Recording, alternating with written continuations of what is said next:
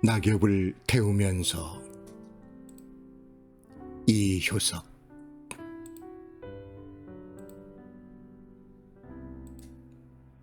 가을이 깊어지면 나는 거의 매일같이 뜰의 낙엽을 긁어모으지 않으면 안 된다.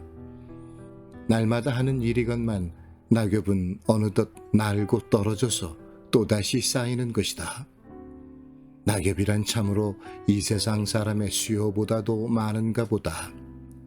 30여 평에 차지 못하는 뜰이연만 날마다 시중이 조련치 않다. 벚나무, 능금나무. 제일 귀찮은 것이 벽의 담쟁이다. 담쟁이란 여름 한철 벽을 온통 둘러싸고 지붕과 연돌의 붉은 빛만 남기고 집안을 통째로 초록의 세상으로 변해줄 때가 아름다운 것이지. 잎을 다 떨어뜨리고 앙상하게 드러난 벽에 메마른 줄기를 그물같이 둘러칠 때쯤에는 벌써 다시 지릅도 볼 값조차 없는 것이다.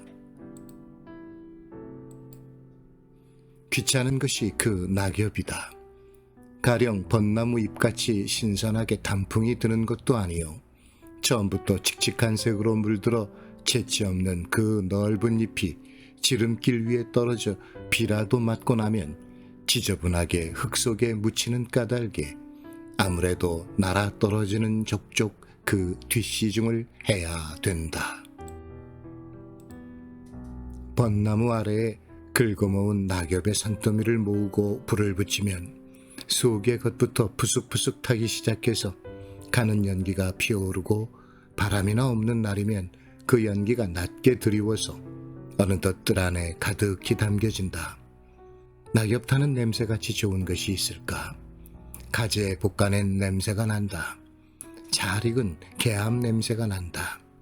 갈퀴를 손에 들고는 어느 때까지든지 연기 속에 우뚝 서서 타서 흩어지는 낙엽의 산더미를 바라보며 향기로운 냄새를 맡고 있노라면 별안간 맹렬한 생활의 의욕을 느끼게 된다. 연기는 몸에 배서 어느 결인지 옷자락과 손등에서도 냄새가 나게 된다. 나는 그 냄새를 한없이 사랑하면서 즐거운 생활감에 잠겨서는 새삼스럽게 생활의 제목을 진귀한 것으로 머릿속에 떠올린다. 음영과 윤택과 색채가 빈곤해지고 초록이 전혀 그 자취를 감추어버린 꿈을 잃은 헌출한 뜰 복판에 서서 꿈의 껍질인 낙엽을 태우면서 오로지 생활의 상념에 잠기는 것이다. 가난한 벌거숭이의 뜰은 벌써 꿈을 메이기에는 적당하지 않은 탓일까? 화려한 초록의 기억은 참으로 멀리 까마득하게 사라져버렸다. 벌써 추억에 잠기고 감상에 젖어서는 안 된다. 가을이다. 가을은 생활의 시절이다. 나는 화단의 뒷바라지를 깊게 파고 다 타버린 낙엽의 재를, 죽어버린 꿈의 시체를 땅속 깊이 파묻고 엄연한 생활의 자세로 돌아서지 않으면 안 된다.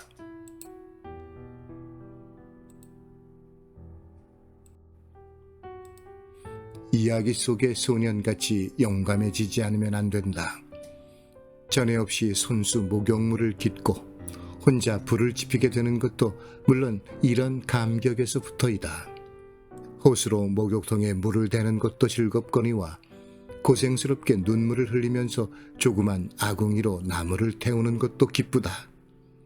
어두컴컴한 부엌에 웅크리고 앉아서 새빨갛게 피어오르는 불꽃을 어린아이의 감동을 가지고 바라본다.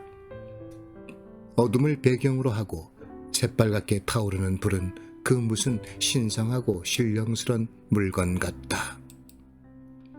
얼굴을 붉게 데우면서 긴장된 자세로 웅크리고 있는 내 꼴은 흡사 그 귀중한 선물을 프로메테우스에게서 막 받았을 때의 그 태고적 원시의 그것과 같을는지 모른다. 새삼스럽게 마음속으로 불후의 덕을 찬미하면서 신화 속 영웅에게 감사의 마음을 비친다. 좀 있으면 목욕실에는 자욱하게 김이 오른다. 안개 깊은 바다의 복판에 잠겼다는 듯이 동화의 감정으로 마음을 장식하면서 목욕물 속에 전신을 깊숙이 잠글 때 바로 천국에 있는 듯한 느낌이 난다.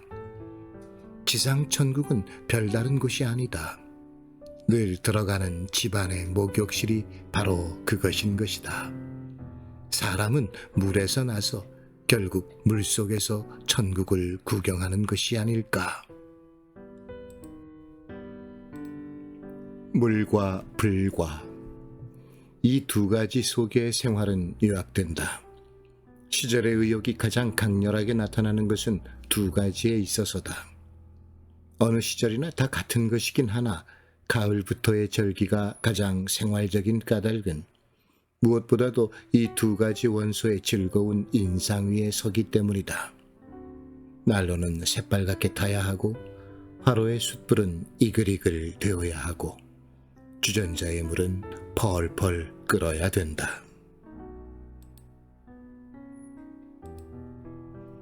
백화점 아래층에서 커피에 낫을 찧어 가지고는 그대로 가방 속에 넣어 가지고 전차 속에서 진한 향기를 맡으면서 집으로 돌아온다. 그러는 내 모양을 어린애답다고 생각하면서 그 생각을 또 즐기면서 이것이 생활이라고 느끼는 것이다.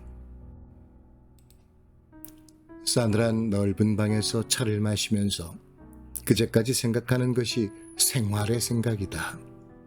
벌써 쓸모 적어진 침대에는 더운 물통을 여러 개 넣을 궁리를 하고 방구석에는 올겨울에도 또 크리스마스 트리를 세우고 색전기도 장식할 것을 생각하고 눈이 오면 스키를 시작해볼까 하고 계획도 해보곤 한다. 이런 공연한 생각을 할 때만은 근심과 걱정도 어디론지 사라져버린다.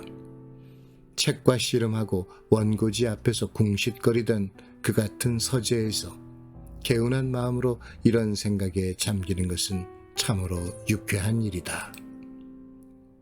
책상 앞에 붙은 채 별일 없으면서도 쉴 새 없이 궁싯거리고 생각하고 괴로워하고 하면서 생활의 일이라면 초음을 아끼고 가령 뜰을 정리하는 것도 소비적이니 비생산적이니 하고 경시하던 것이 도리어 그런 생활적 사사의 창조적인 뜻을 발견하게 된 것은 대체 무슨 까닭일까?